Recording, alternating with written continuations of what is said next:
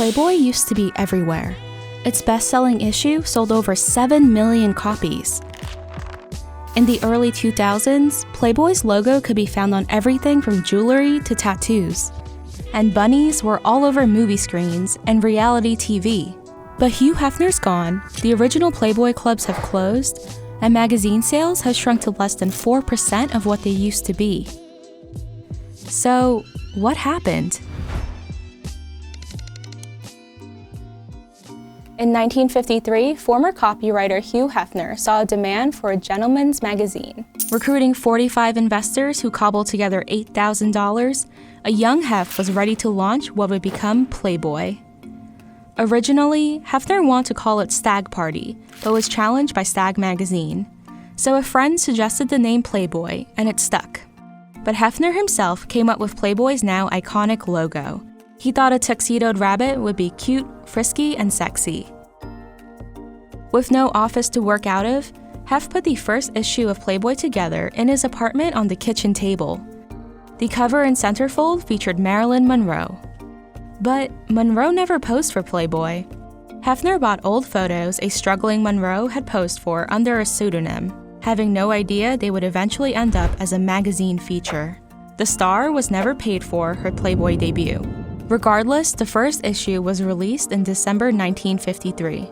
A huge success, the magazine sold out of all 70,000 copies at 50 cents apiece. Hefner immediately invested his profits back into Playboy, expanding his staff. Circulation grew quickly, partly because of the magazine's lack of competition. But not only was Playboy one of the first to publish colored photographs of nude women, its Playmate concept set it apart from the rest.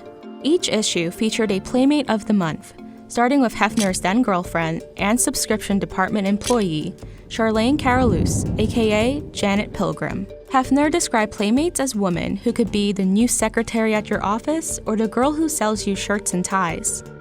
In other words, a wholesome woman you can meet in real life, not a distant professional model. The photo layouts were a seduction, with the Playmate slowly revealing more and more until being fully nude in the centerfold. By the end of the 1950s, the magazine was selling 1 million copies a month. And while it was a popular joke to claim that one only bought Playboy for the articles, the magazine did establish a reputation for literary excellence, publishing in-depth interviews with all sorts of cultural icons, and excerpts from esteemed writers like James Baldwin.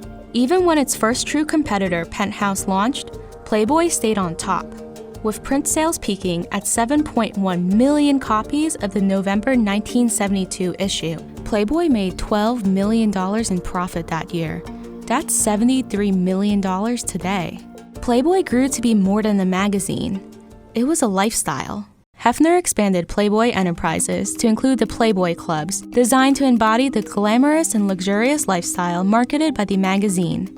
50,000 members joined the original Playboy Club in Chicago in its first year. Soon, there would be 23 Playboy Clubs around the world. It was an incredible place to be. It was magical. That's Bobby Walters. She worked as a bunny at the Playboy Club in New York City and later Miami. In New York City, there were 100 girls there. There were 6 different floors. So you could enjoy a show, you could enjoy a gourmet dinner, or you could dance to disco music, or you could just go down into the Playmate bar and have a drink. As for what it was like to work as a bunny, the training was 1 week long. Once we got to the Playboy Club and got on the floor, we learned how to do the bunny dip. Okay, once again, let's see the bunny dip done just so. Which is an extremely ridiculous thing because you're standing on 6-inch heels, leaning backwards, serving liquor. Bunnies had to follow strict rules dictated in their bunny manuals. It told you all about the rules and regulations, how the costume was supposed to look. Bunnies also had a specific greeting for guests. So you would walk up to the table slowly and they would just be looking, oh my God, there's my bunny. And then you just approach the table and say, good evening, I'm your bunny, Bobby. And the bunnies were what really drew people to the clubs. You could get a scotch and soda anywhere, but you couldn't get a glimpse of a Playboy bunny. But the 750,000 Playboy Club members and 60 million magazines sold yearly wouldn't last forever. Despite their early success, all the Playboy Clubs were closed down by 1986. they had been losing money for years. The changing social and political climate shifted public perception of the clubs. Rather than being daring, they were now seen as degrading to women.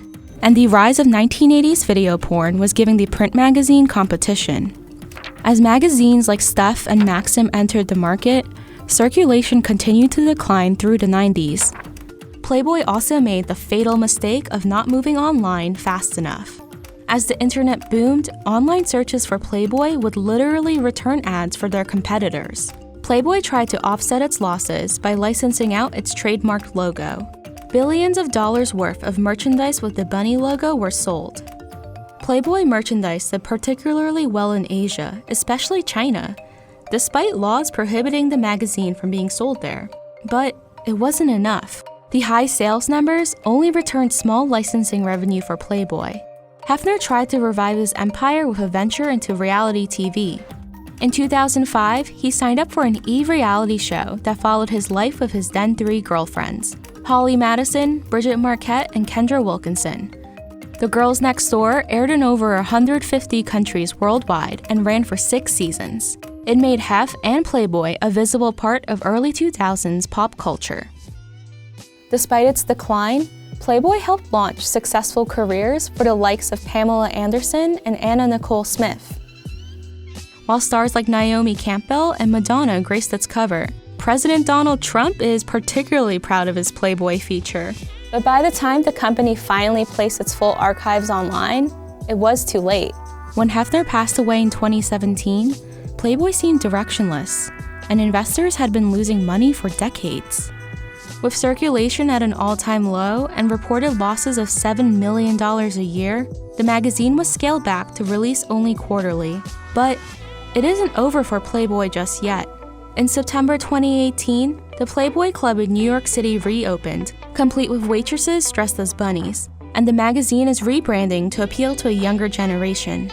The 2019 summer issue featured not models or actresses, but instead 3 activists. Women also now play a significant role behind the camera. It's a clear contrast to Playboy's origins, when women had very little autonomy. Whether Playboy's efforts to be more empowering can save the magazine remains to be seen. A lot has changed since Hugh Hefner started Playboy, and it's unclear whether it'll survive.